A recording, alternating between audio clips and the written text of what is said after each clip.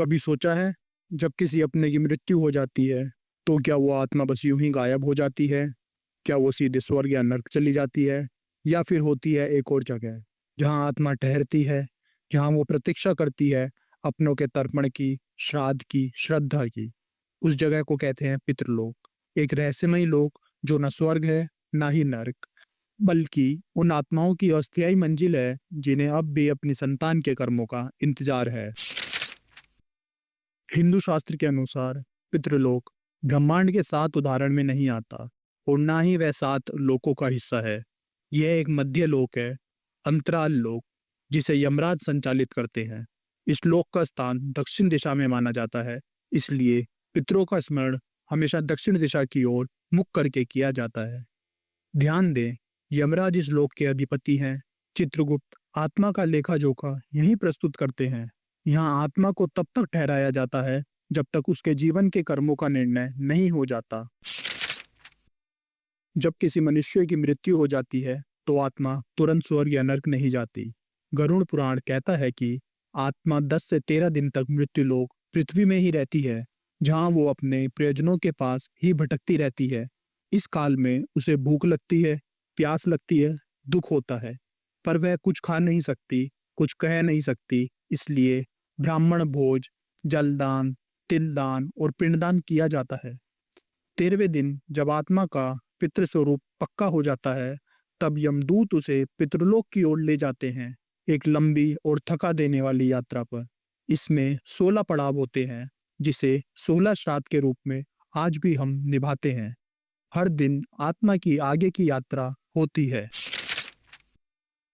पितृलोक एक प्रतीक्षा गृह की तरह है। यहाँ आत्माएं एक प्रकार की छाया शरीर में होती हैं, जिन्हें सूक्ष्म शरीर कहा जाता है। यह शरीर भावनाओं को अनुभव करता है, लेकिन वह पृथ्वी पर कुछ भी कर नहीं सकता। ब्रह्म पुराण में वर्णन है कि यदि संतान पिंडदान न करे तो आत्मा को अगले जन्म की दिशा नहीं मिलती। वह पितृलोक में ही फंसी रह जाती है, दुखी, त्रिषित, शोकग्रस्त। यही कारण है कि हिंदू धर्म में पिंडदान और श्रद्धा को इतना महत्व दिया गया है। अगर आत्मा को पितृलोक में मुक्ति नहीं मिलती तो वह घर के वातावरण में अपना असर छोड़ती है। यही कहलाता है पितृदोष। मनुस्मृत, वायु पुराण और गरुड़ पुराण कहता है, यदि पूर्वजों को तृप्ति ना मिले तो उनकी अशांति घर के वंशजों के जीवन में अड़चने पैदा करती हैं। इसके लक्षण हैं बिना कारण विवाह में विलंब, संतानहीनता, असाध्य रोग, घर में नकारात्मक ऊर्जा का होना, बार बार अपयश इत्यादि। बहुत बार लोग बड़े बड़े डॉक्टरों, मंदिरों, तांत्रिकों तक जाते हैं, पर समस्या वहीं की वहीं रहती है। क्यों? क्योंकि समस्या वहां है जहां हम देखते ही नहीं, पितृलोक में। जब तक वहां की आत्मा तृप्त नहीं होती, तब तक धरती पर संतुलन संभव ही नहीं।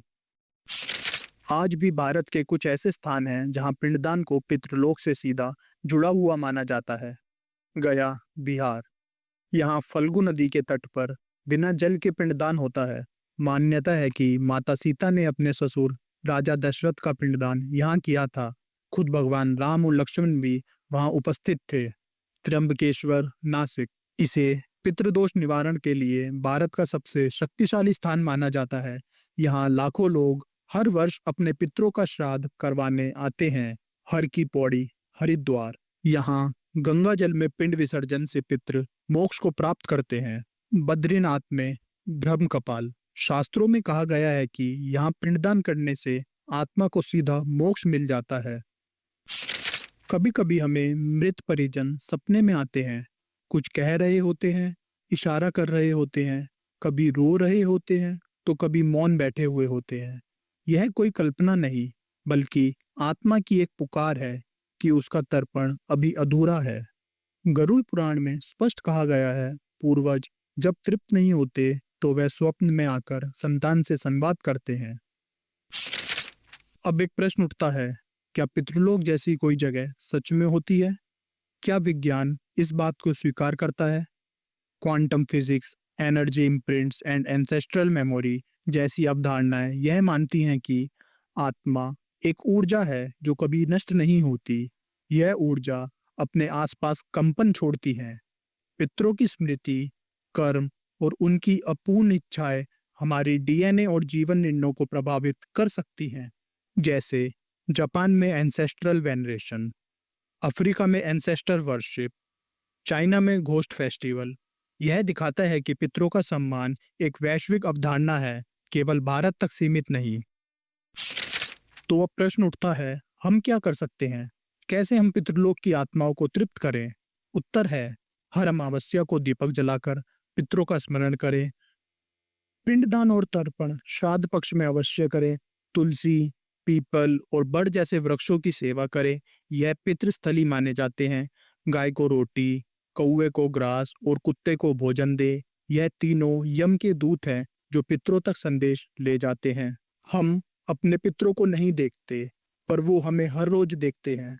हम उनके बिना जन्म नहीं लेते और उनका आशीर्वाद लिए बिना आगे नहीं बढ़ सकते। पितृलोक कोई कल्पना नहीं, वो एक बंधन है, रक्त से, श्रद्धा से और आत्मा से जुड़ा एक बंधन। तो आइए अपने पितरों का स्मरण करें, क्योंकि जब तक वो तृप्त नहीं होंगे, हम भी पूर्ण नहीं हो सकते।